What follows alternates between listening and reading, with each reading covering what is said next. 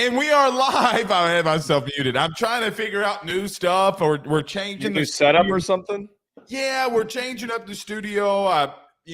This is probably like going to be the last couple of days of the background back here. We got Jesus Burrow back here, and we got some stuff going on around the studio here. Okay, I told you not to give me time. I told him not to give me time because things start really get going when you get moving here. But nevertheless, I usually just hit down and I'm unmute myself, but now all the stuff is over here. Anyway, all right. We are live. Welcome back, ladies and gentlemen. I am your host, Blake Ruffino. This is Are You Serious Sports. Hope all of you are making a good one. Why did I just say Are You Serious Sports? Yeah, Ruffino and Joe. we bumped the show by one day because there was LSU athletics going on. Yeah, we're all over the place. It's a Thursday. It feels weird. This is the Ruffino and Joe show. I'm one of your hosts, co-hosts, Blake Ruffino, Joe DeLeone. See, you do so many shows, and it's just it's I don't think our listeners could guess which one of us was the one who was dying from illness for the past couple of days and who was rusty coming back. But no, that was me. I'm glad I'm a little bit back to normal. I'm actually kind of glad that we took yesterday off because it gave me one more day to kind of collect myself. But today we've got a lot to talk about, Blake. I mean, the Saban article that was dropped yesterday with the one defining quote about NIL that he had. And then I've been waiting to get to the Sam Pittman stuff, him on the hot seat tracker. That's going to be pretty fun. I don't know, Joe, if I necessarily agree with what Saban said here. Okay. Because I think it was just – I think you're just hearing a man that's tired, right? Like I think that you're hearing – I don't think that was the defining moment in that article about the NIL thing. I think everybody wants it to be for a storyline in sports, and that's what they want you to believe. I'm not buying it. You know why? Because he was utilizing the shit out of it the last 4 years. And has continued to utilize the shit out of it the last 4 years. His quarterback, the Heisman Trophy winner, was arguably the highest paid player in college sports a couple of years ago. Like, Nick, stop. I don't know if I totally agree with that because I don't think that's what his argument is. I think his argument was that suddenly, for the first time ever this past year, that when he was talking to guys, that their first priority was immediately assurances and guaranteed money. That was what their focus was. It wasn't on to getting ready for the next season. You built that in your own culture. Like, you built that. I think it's something across the country, though. That's kind of why I don't totally agree with you saying that. No, it's just that his young whippersnapper, Kirby Smart, won 2 back-to-back national titles when they talked to Greg Brown, the AD at Alabama. We'll get into it. It was a fantastic article, but the pieces that might have fallen out if Mike Norvell would have been the next Alabama head coach, Joe, Lane Kiffin to the Seminoles, maybe he's in the state of Florida next year. I don't know if I totally believe that or not. I 1,000% believe it. You think he would have left the SEC to go to the ACC? The only thing that I don't think, Joe, that he would have left for would be because he didn't know the assurances with the ACC. And go ahead. Well, no, I was just going to say, though, I also the other thing that makes me a little bit off on that is that I don't know if Florida State really thought they were that close to losing Norvell that they would have picked up the phone and already started. Chris Lowe reported that he spoke with the Florida State administration, and they were worried on Friday morning that Norvell was leaving. It just seems awfully quick that they were able to get an answer from Lane Kiffin that said that he was for sure would have come. Maybe they spoke to his agent. His agent said he'd be willing to talk about it. I think those are two different things. Saban, I think this has been in the works for over a year. Chris Lowe reported that Saban told the Alabama administration a year ago that he would be leaving. Like that this would be it. Okay. So what you don't think Jimmy Sexton had been in the ear of his clients the entire year? No, I think that Jimmy Sexton was in the process of doing the same thing that he did with all of his other clients, which is get all of them extensions by getting them all in the listing of any opportunity that was currently going to be available. If he told Greg Brown the AD, you don't think he told Jimmy Sexton? Wait, If Nick Saban told his AD, you really think he didn't tell his agent? That's not what I'm saying. I'm saying that I think that Jimmy Sexton I know you're not. But what I'm saying is, he was using this all as Sexton used this as leverage for everything. And as I talked about a while ago when we reacted to the news, I think you're missing my point. I don't know if I am missing your point or not. My point that I'm trying to say here is that it's more valuable to have an extension and confirmation from a school that you're going to stay on new money rather than for you to leave to start on a new deal. Can you just let me be my conspiracy theorist? Can you just let me be the conspiracy theorist I want to be? I won't. I won't let you spout stuff like that. I'm not going to let you do it. That's how we get clicks, Joe. That's how we get paid here around here. Okay. All right. Well, you can keep doing that. I'm going to keep shitting on you. Sam Pittman, Joe, things not good in Arkansas today at all. They started spring ball. We will do our hot seat tracker, not meat, pause. Yeah, hot meat. Damn. Tracker. God, dog, I'm off. I was out in the sun way too much today. I think it sounds like it. Hot seat tracker. Okay, on Sam Pittman. I'm looking forward to that as well here, Joe. Yeah, I'm not looking forward to Sam Pittman's hot meat. I'm gonna have to. Oh God, I'm gonna have to pass on that. One time. It's the worst one that you could have slipped up on. See, I do a little more deliberately, but when you do it, it's a lot worse. Hot seat tracker, Sam Pittman. Sorry. We need that on a t-shirt. Sam Pittman's hot meat. Well, we probably won't sell a lot because he's not really well liked in Arkansas right now. No. Yeah, and I really I'm going to wait to talk about this, but I feel like this is similar to Billy Napier, where the timing might have been deliberate because the schedule that he's supposed to face in 2024 is not supposed to be very easy. So it might just be easier for Arkansas, give him one last year and then start looking around at the next coach. Yeah, I could be in his own building. Right. That's what I tried to say when we talked about this when Petrino was there, and nobody, we didn't hire Bobby Petrino for that. Woo, pig suey. No, it's exactly why you hired his ass, so he could stabilize things if Sam Pittman needed to be fired. Okay. Also, Joe, man, I got to tell you on something. Can I tell you a secret? Yeah, go for it. So, I think Lane Kiffin is now the biggest troll to ever coach college football. Oh, what else is new? Zach Arnett to Ole Miss, the former Mississippi State head coach, is now in Oxford. This feels like he didn't need to do this and he just did it for shits and giggles. Like this really feels like that's why he did this. Or his best friend in this business, Pete Golding, he told Pete that I'm probably going to go to Florida next year and you need to get a defensive guy in there. And they went and hired Arnett. You really think that they just promote Pete Golding if he leaves? Yeah, I do. I just don't know if I'm really not in this boat that Lane Kiffin is this far ahead, like looking at openings. Like I'm going to go get this job. We need to set things up for the next guy. I really don't think he is that. Coaches talk. I know that they do, but Lane Kiffin just doesn't rub me as the type of guy that's like, hey, I need to start planning ahead for this thing that might happen. Want to make a small little wager? What do you want to wager? I will wager you, which I already owe you one bottle of bourbon. Mm-hmm. I will double or nothing here. Okay. I will bet you that Indy around December, and it might give me leeway because I don't know how coaching hires are going to happen with the playoff.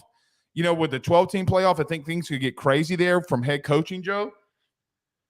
Lane Kiffin will not be the head coach of Ole Miss in 2025. I disagree. There's no way that I really don't think that that's going to happen. I think that if he was going to leave, he would have left by now. And I don't know if that's just where Texas A&M or and I know that he wasn't even brought up. He didn't even want to go down there. I understand that it's optimistic projection by the media and by me to assume that he was going to be one of the first candidates for either of those openings. It sounds like that wasn't the case, but I would argue, as you've talked about here and you were just saying a second ago, Jimmy Sexton's his agent. If he was serious about leaving and wanting one of those jobs, I'm sure it wouldn't have taken very much for Sexton to get him into the mix. I think we got some deep conspiracy stuff going on in college football when it comes to coaches.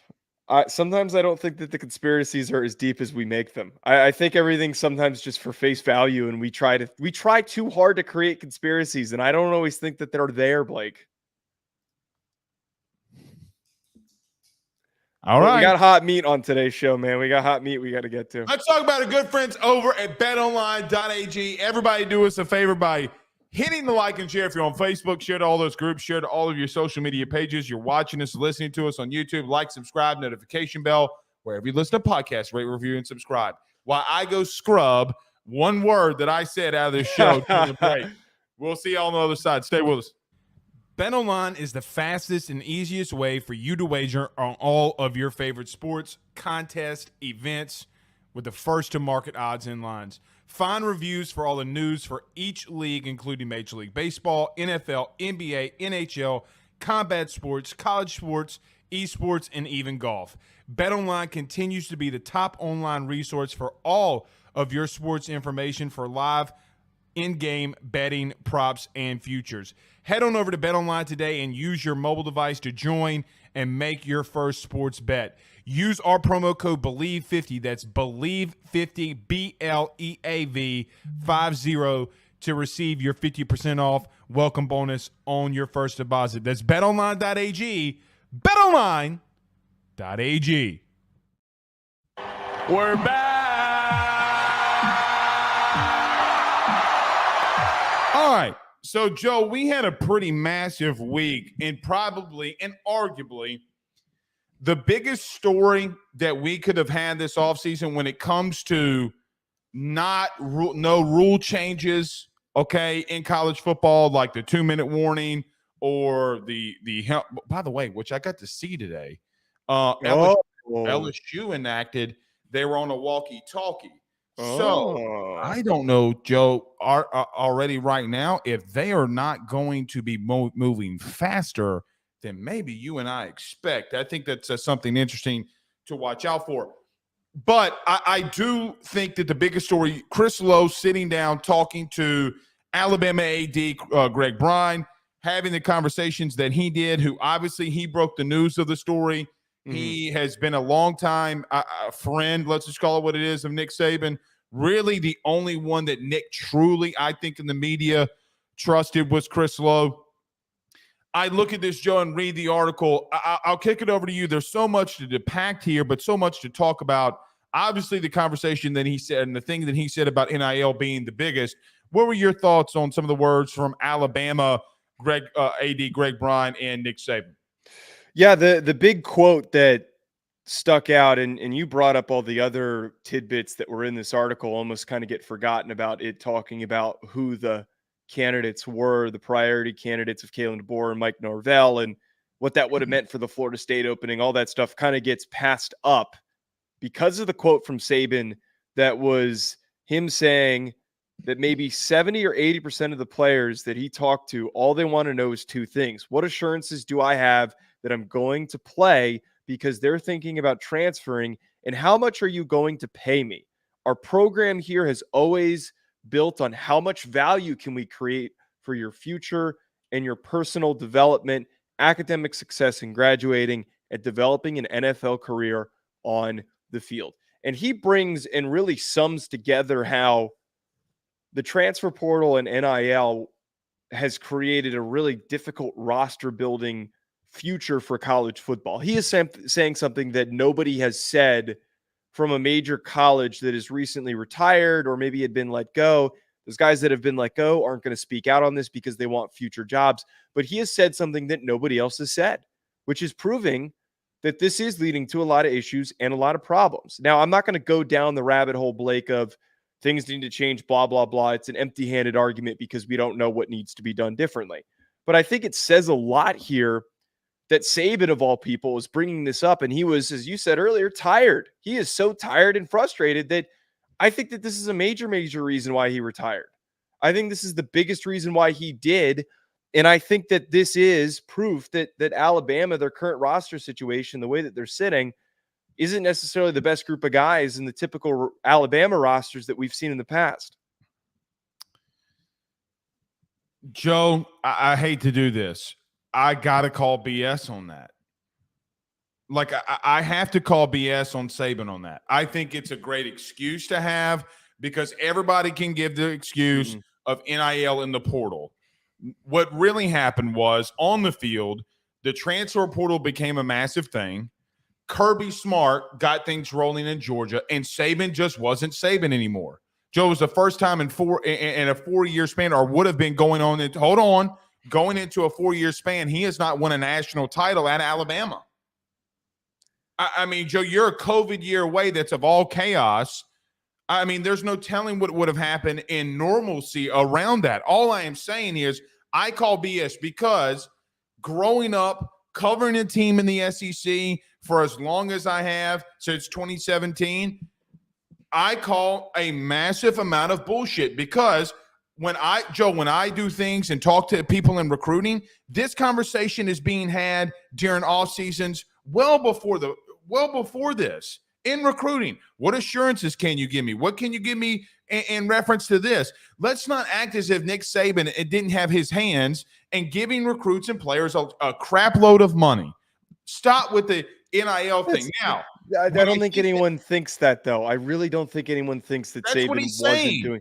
That's exactly what he's saying. That's not what he's saying. I'm saying that his main, and my takeaway from this is not that there is players that are bringing this up. It's the fact that so many of them, and they're so direct and deliberate about wanting to know how soon they're getting on the field and how much money they're getting. Do you really think that they weren't direct and deliberate when he was bringing in number one classes? How did he bring in the number one class this year during an NIL era? Joe, I don't think so. I really don't think so. He said two back-to-back number one recruiting classes. Do you think that those conversations aren't being had? I think he's able to recruit most of those guys to come play for the program because they want to be there under Nick Saban and they want to be developed by him, which he says at the end of this quote. Stop. Come on, man. He's been there for. Saban ain't paying kids to come there. That's not what I'm saying. I'm saying he's definitely still paying them, but I don't think that it requires him to recruit them to stay on his roster as much as it had to in the past. My point is that this roster this past year. Okay, go ahead. I'm just saying that this roster this past year, I think, was unlike anything else that he's encountered. That's what I'm trying to get at here. And that's why we saw. You can't say that when you're going after Tyler Van Dyke because you don't think Jalen Milroe can play. Don't just because and so this is the second part. I think the field around college football got more linear and he wasn't on the mountaintop because so many kids were going here, doing this, going in the portal, going there, where he was like, I can't have control like I had control before. This was about him feeling like he lost control. Yeah, but I don't understand why there's anything wrong with that. I mean, there's nothing wrong with it, but don't say that 80% of my roster, Joe, then he's got a massive problem. Because I talked to coaches today, okay, as spring starts around the country, spring football starts around the country, I'm like, you having the conversation 80% of your time? He goes, not even close. Not even hearing that it's happening here. That's an over-exaggeration. I'm not saying he's not having it. He's clearly having those conversations. But let's not act like the playing field got a little bit more equal and why and an older Saban wanting to go out the door. Like, spare me. He should be put on a pedestal. But I think it's funny that we take this, of all things, after everything that has happened, okay, with the Tennessee case and all of that, even here recently, this is what I was talking about. People bitching, moaning, and complaining about NIL, and then cheering on Tennessee when it happens. This was my whole point, is everybody says, see, Saban retired because of the portal and NIL. See, the GOAT is even saying it. But then you cheer on Tennessee like hypocrites. He's he's 72. it was time for him to retire. He felt that way. I just don't always buy, okay, every single thing that Saban says. I think we as a media corps ran with that. Can I tell you what the real story was? What? Knowing what I know behind the scenes, okay, just hearing things that are out there about the retirement. Quite honestly, the bigger story here, without question to me, is what would have happened or what was going to happen if Mike Norvell went to Alabama. That is the storyline. Without question. I see. I'm calling BS on this part. I really don't think that it is a foregone conclusion that Lane Kiffin is packing up and that he's going. And I didn't say that yet. I hadn't gotten to that but yet. that's what you were getting at. That was what you were about to get at. No, where I was going down is I think, because in the article they said we spoke to Steve Sarkisian early in the process. They didn't give a timeline. And we already knew that Sark was staying, okay? Candidate number one for Nick is out of the way, okay? Hey, I really like Mike Norvell. Mike Norvell was in the thing. Kalen DeBoer was in there. Lane and Dabo weren't ever really considered. Joe, you know why they're not considered? Because Nick said they won't be considered. So it comes down to DeBoer and it comes down to Norvell. And I think, quite honestly, I really do think if he would have come, yes, Lane would have gone. But just the coaching carousel of what could have been, like what we don't see. Like we talk about, Jimmy Sexton, all the agents are working during crazy season. No, like these conversations are actually happening. There's a lot of things that are going on behind the scenes. Okay. It's just like right now, we're seeing nonstop NFL rumors coming out from Ian Rappaport, from Daniel Jeremiah, from Adam Schefter. A lot of the information that's getting pumped out with draft speculation and draft rumors is agents making phone calls and shooting texts to reporters and telling them to report on something because they're guaranteeing them at a later date they will give them a scoop. Greg Bryan a liar?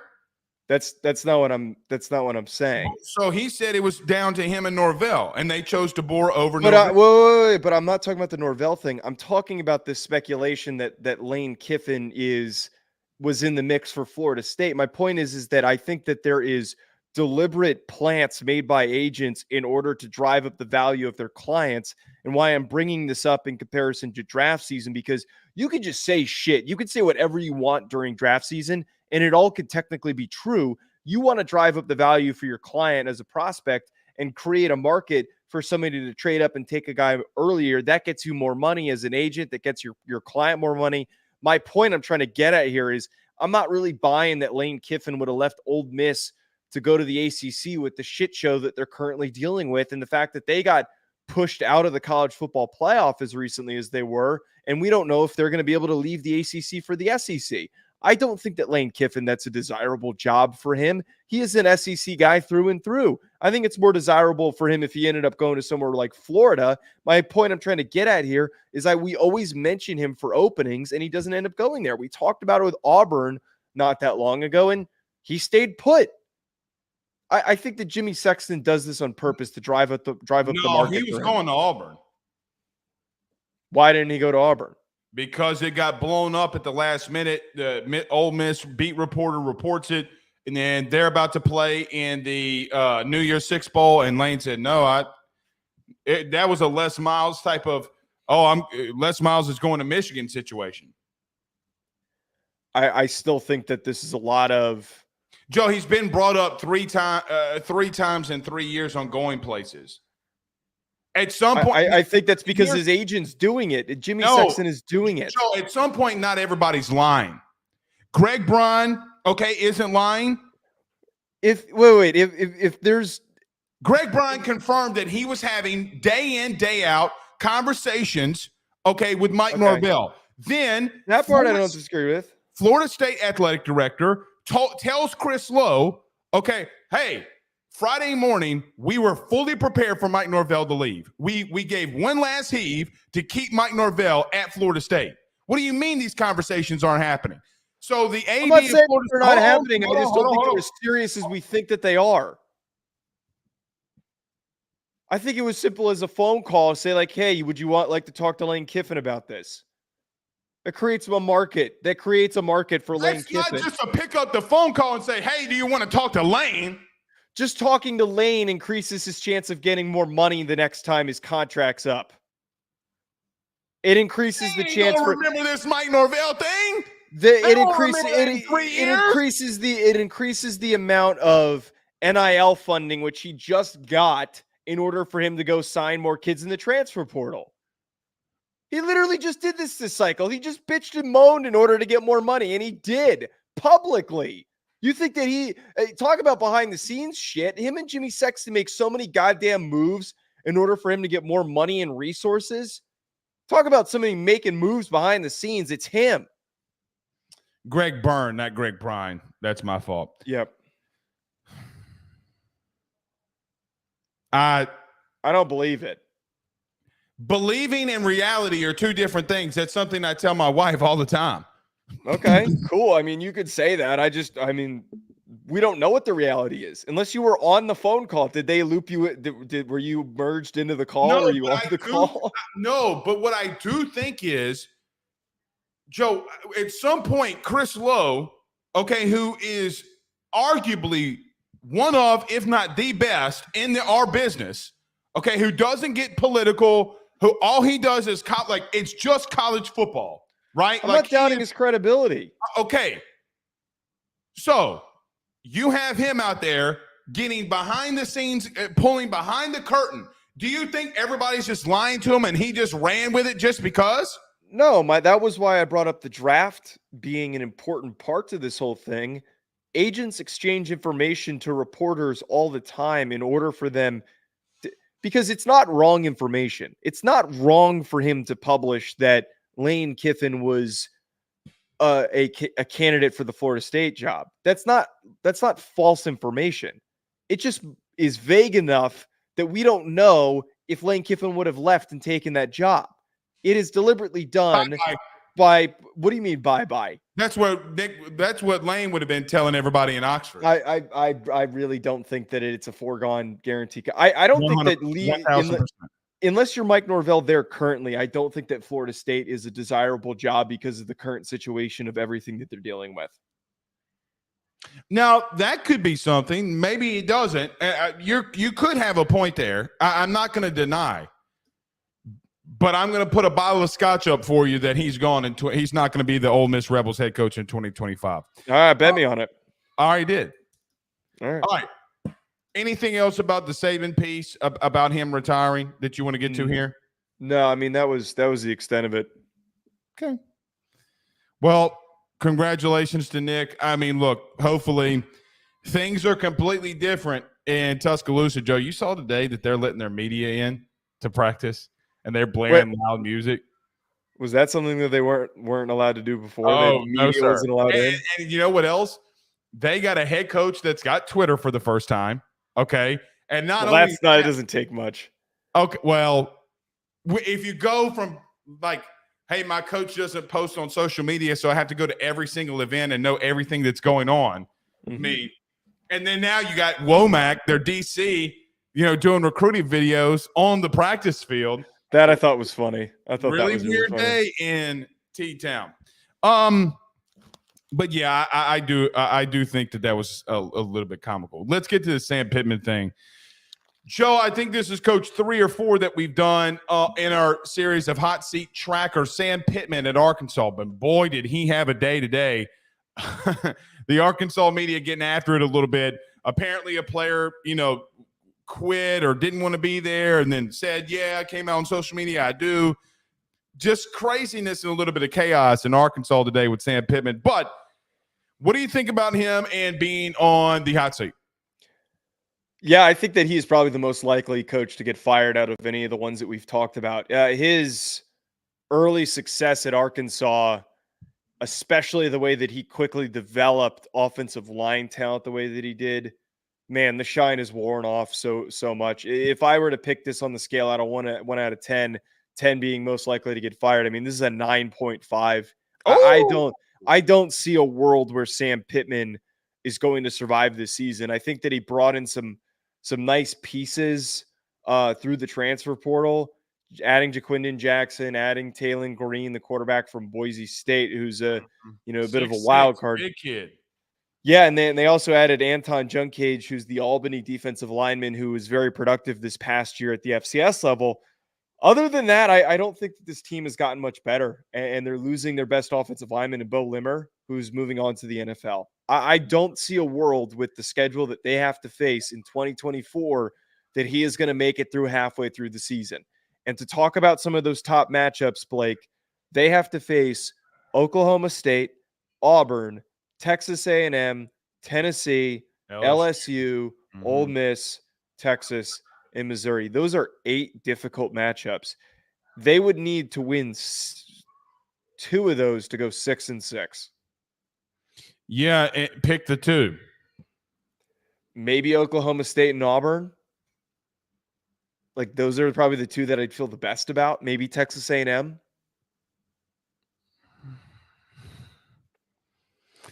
Yeah, man. And they do have a good bit of home games. They were on the road a lot last year. Joe, I got to go 7.5 with this one. Here's why. I just don't know how good Bobby Petrino can be without Jimbo Fisher limiting him. I don't know how good this offense can be without, I think Sam Pittman, to save his job, is just going to let things roll. I think he's given the reins over. I think he's just like, look, man, if we do good, we win ball games, our offense looks good, I'm going to lose. And Joe, I said as much when Bobby Petrino was hired there as the OC. He's in a lose-lose situation here, in my opinion. I just, man, when you think Arkansas isn't got anything, that's when I feel like they're the most dangerous. As somebody who's watched this program historically for 35 plus years, when you think going into a season that they're absolutely going to suck, either one of 2 things happen. Joe, they're not going to go 6-6. You know what they're going to do? They'll be 8-4, 9-3, or they're going to be 4-8. There's no in between with them. Either they're going to be really bad or they're going to be moderately decent. No. I don't even think that that's even on the barometer capability. But I didn't say that first off, I didn't say I thought they were going 8-4, 9-3. No, I know. I understand what you're saying, and I don't disagree with that, because like if things go well for them, yes, they're going to go tremendously well. But I just don't think that there's like more than a 1% shot that actually happens. So you think that 8 wins would be the ceiling? I think 8's the ceiling, but what I'm getting at is they're only going to win 4 games, and he's going to get 5. So wait, I don't mean to kind of detract your point. Go ahead. Though. You've brought up the Petrino hiring multiple times, and the more that I sit on it, the more I really start to agree with you on this, because Petrino's been a head coach for so many different places. I never disagreed with you on this whole point. Bobby Petrino has been a head coach at multiple programs, and he's been a successful one. Even when he was at Arkansas, he was a successful head coach.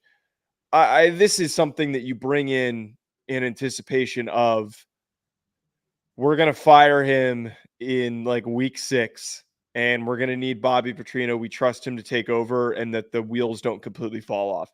And if there is a coach as an interim coach that takes over and does just well enough to get promoted from the interim to the head coach, it's going to be Bobby Petrino, because the offense is probably going to look great. Even if the defense looks bad, there's going to be a pretty good case to be made for him to say, hey, you guys really liked me when I was here before. An extenuating circumstance led to me not finishing my time here.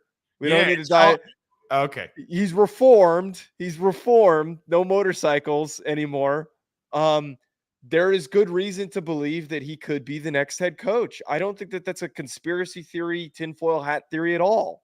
I agreed with you when you made that statement a while ago. Don't act like I didn't. Oh my God.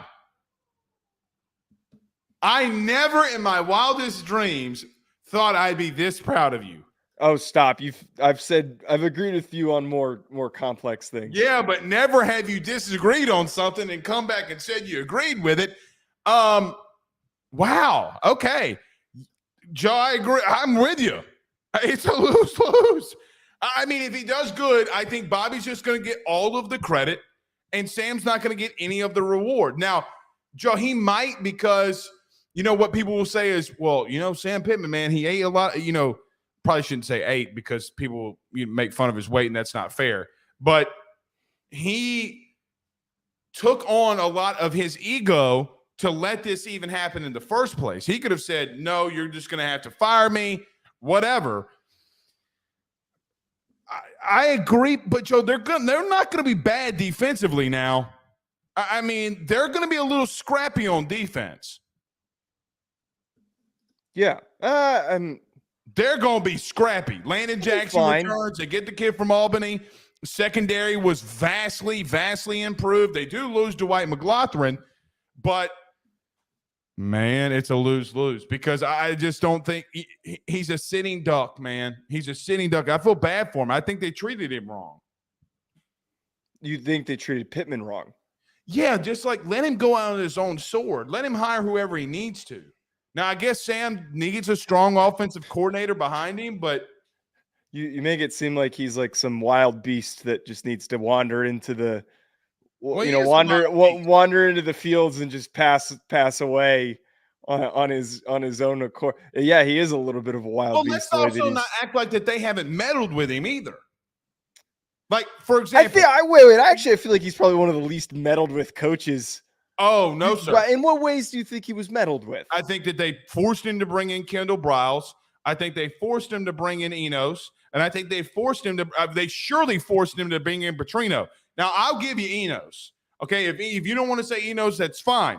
They sure as hell forced Kendall Briles on his ass. And they sure as hell forced,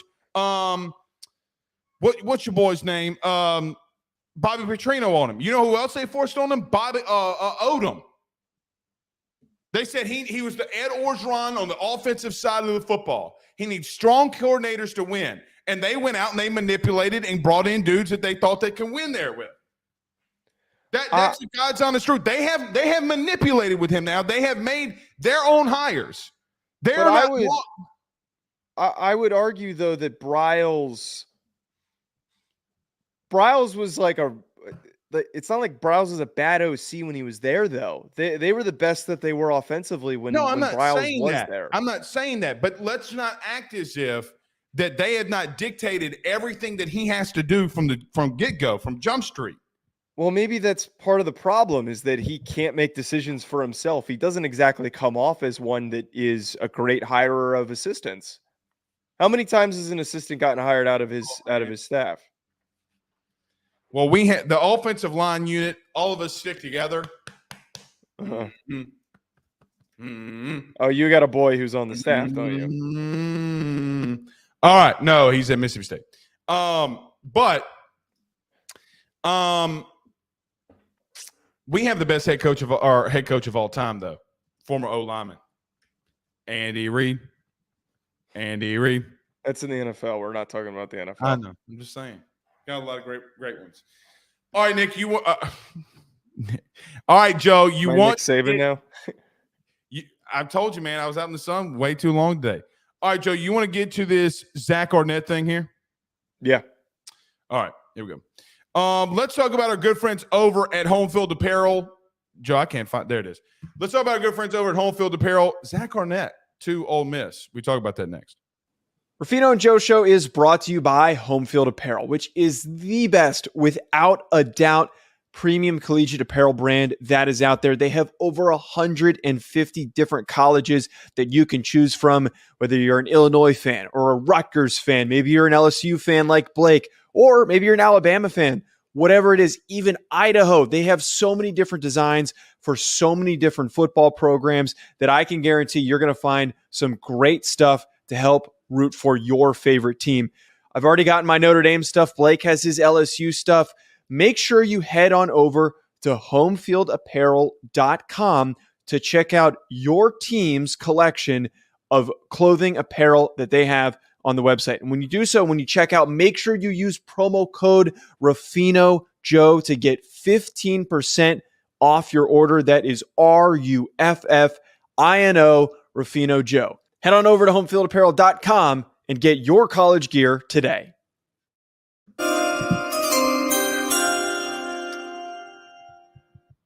You see me taking a lot of slander over this Michael Thomas stuff, by the way. A little bit. I mean, I don't understand what the issue. Like, he's getting all mad at a reporter for reporting that he sucks and he needs to get cut. Like, what? He's got one of the most inflated contracts for not producing. I don't understand what he thought was going to happen. You think he was just going to get paid to be dog shit? Is that what he thought was going to happen? I don't know. This is what makes the Saints franchise so, since the great Tom Benson passed, it's so dysfunctional. They are one of the most dysfunctional fan bases, front offices that you're going to have. They got bailed out because they had Drew Brees and Sean Payton there to run things. It's been a shit show ever since those guys left. Joe, the most pettiest move happened this week. What's that? Former Mississippi State head coach Zach Arnett is heading to, not Starkville, because obviously he got fired there, but heading back to Mississippi. He's going to be a defensive analyst for old Lane Kiffin. What you think? Yeah, this is completely unnecessary, which is why it's the total most Lane Kiffin move that he could possibly make. Because, like, Zack Arnett was an okay defensive coordinator. He should have never been promoted when he was. He was promoted because of circumstance. They wanted to keep the roster together because of what happened with Mike Leach, which is understandable. I think you can never go wrong, though, adding former head coaches and coordinators as analysts to your roster.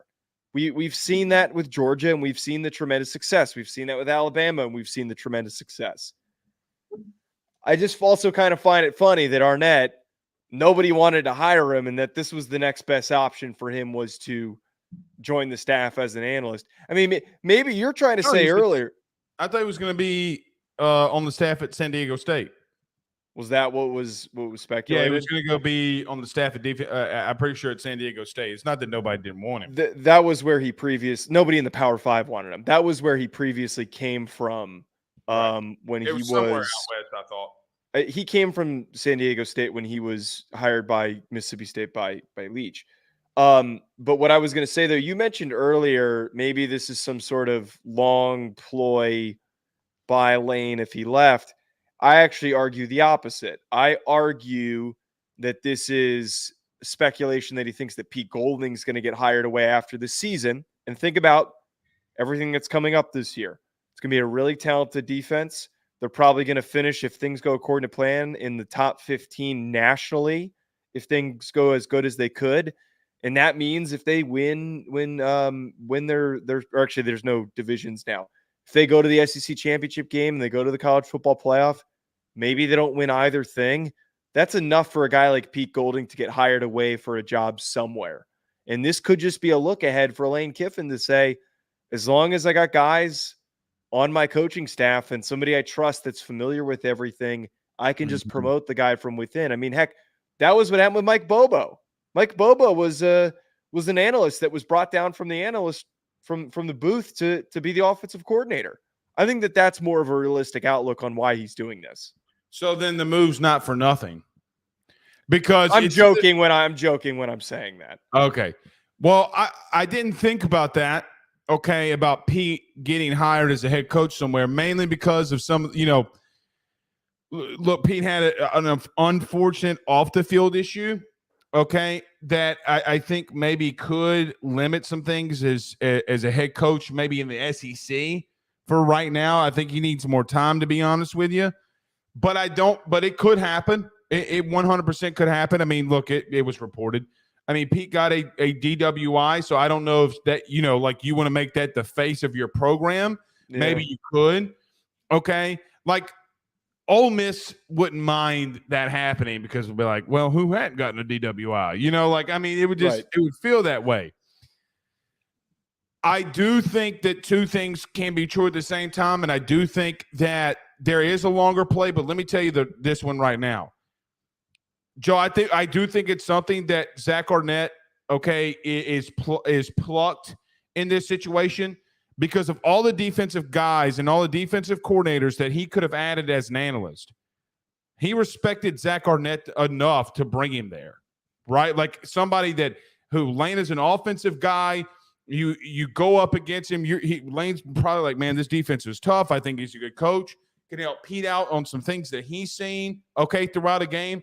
I think it's as good as an analyst hire that's ever been made. I'm serious about this because that's just another former head coach, DC, that where Lane can just do what Lane wants to do best. Call plays, run the offense, and quite honestly now, Joe, he doesn't have to do anything because he can go to Zach and say, listen, be a set of eyes for Pete on the field.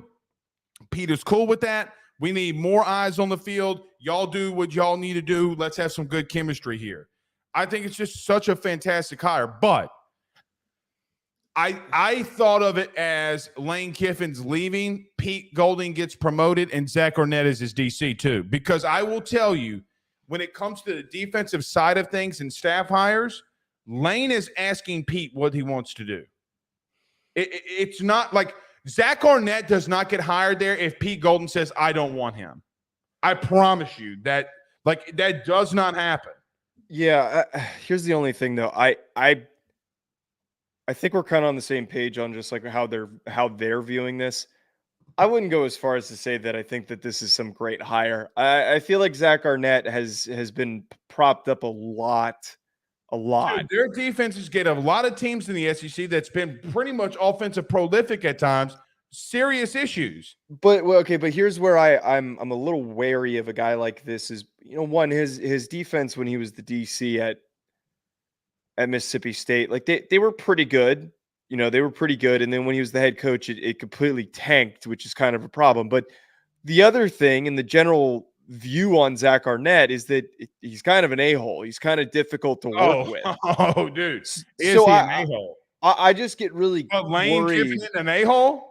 But this is the whole point. I get worried that when you're bringing all these difficult to work with personalities into a room, and one of them is an analyst, they're not even the direct defensive coordinator. I just get worried that sometimes there's just all of these egos trying to measure dicks all the time, and that leads to a lot of problems. The last thing that I need is somebody like him thinking that I'm next up, so I got to weigh in, I got to prove everybody. I got to get my job back. I got to prove everybody how great I am. I'm making an assumption there. I know I am. Analysts like him, though, only talk to Lane and Pete. Yes. Yeah, I'm not saying he's going to come out on the sideline and cause a commotion or talk to the players. I know, but he's not going to be – other than, at the at the coaching table where they're breaking some stuff down, he's probably going to have his own office, doing his own film and giving his own breakdown to help out Pete. He's not going to be maybe he's in meetings, but I think that he's going to be enough to where him and Pete maybe talked about things beforehand. I think he still has to interact with the coaching staff, though. And the last thing that we need to add in somebody. It's just like the Wink Martindale thing in a way that we talked about, where the last thing you heard about Wink Martindale is that he had a big blow up with Brian Daboll, and that he is historically difficult to work with. When there is this narrative that is produced by the media because they're getting information from college coaches, Zach didn't really have he had that asshole mentality with the media, not with his coaches. His players wait. But there was a reason why he got fired so quickly. Yeah, if he wasn't such an asshole, he would have been given much more of a benefit of the doubt because the difficulty of the undertaking of the situation he was taking over. I think they're going to move on from him no matter what. 99% of the time, if a coach is fired in the first year, it's because the administration thinks he's an asshole and they don't want to deal with him anymore. He was 5-6. That's not horrible. It's not good, but that's not fireable. They had a decently difficult schedule. I don't know, man. I'm just a little worried. He was given an impossible task. Yeah, but that doesn't mean that. I just think that there has been a constant assumption that he's difficult to work with. For what it's worth, he is an asshole to media. I have never heard that about him coaching and player wise. All right, maybe I'm jumping to a conclusion too much. Yeah, maybe. But he is an asshole though. So it's not like you're wrong. You know what I mean? He is an asshole. So normally, asshole. It's like a cat in a hat cat in a hat book. Asshole over here. Asshole over there. Asshole in the sky. Asshole in your underwear. Yeah. He's going to be an asshole anywhere he goes. I could lean with that. Maybe. I'm just not optimistic. It's not that I'm not optimistic. I mean, this is probably going to be fine. I mean, he's worked with some great defensive players at Mississippi State, but it just feels unnecessary in a way. You know, like I understand what the vision is, and the vision is like this could be a future DC for us. Do you really think that Lane would bring him in if this is his year to go in and get it, to bring in somebody that would hurt the culture just to be petty? I don't think he's doing it to be petty. I don't think he's doing it as a like. I think he's smart enough to not do something like that. So then, why does he make this hire then?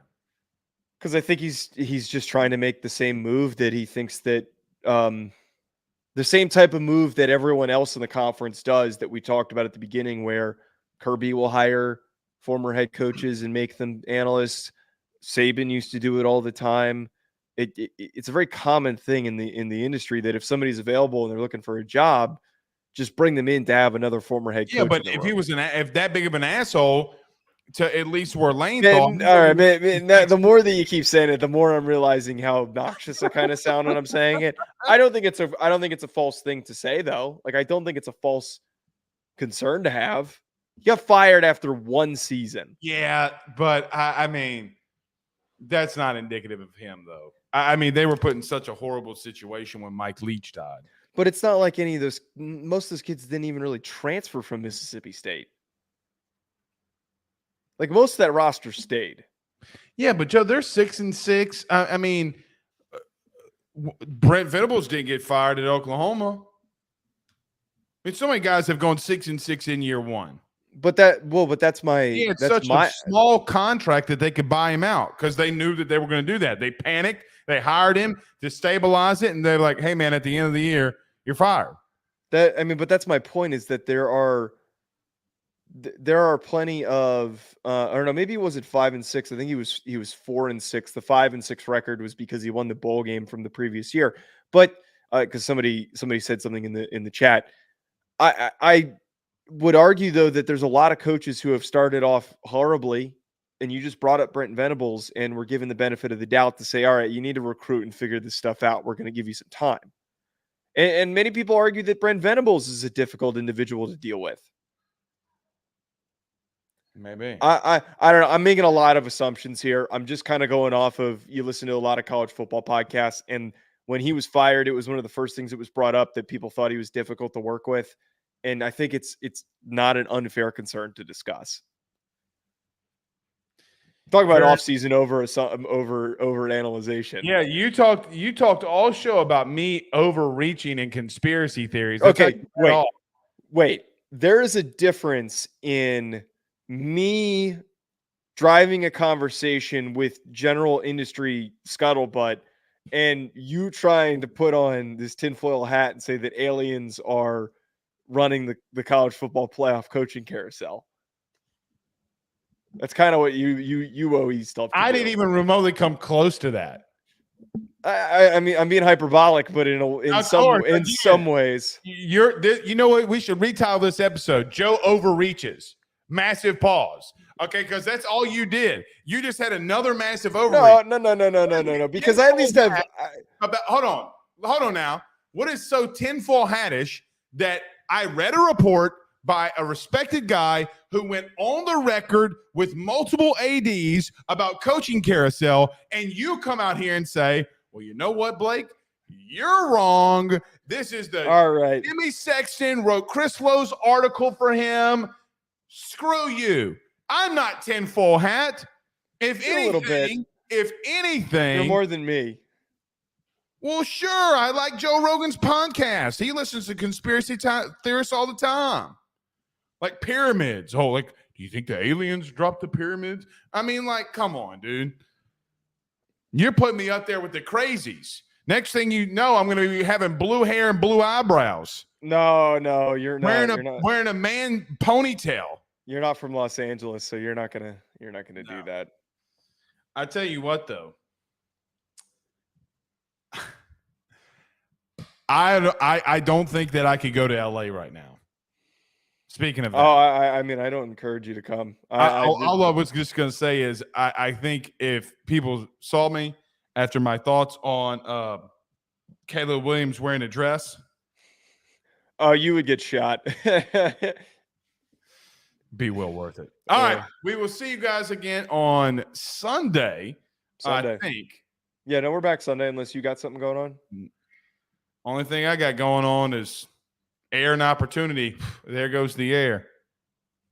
All right, let's do it. Back to normal. See y'all on Sunday, man. Peace.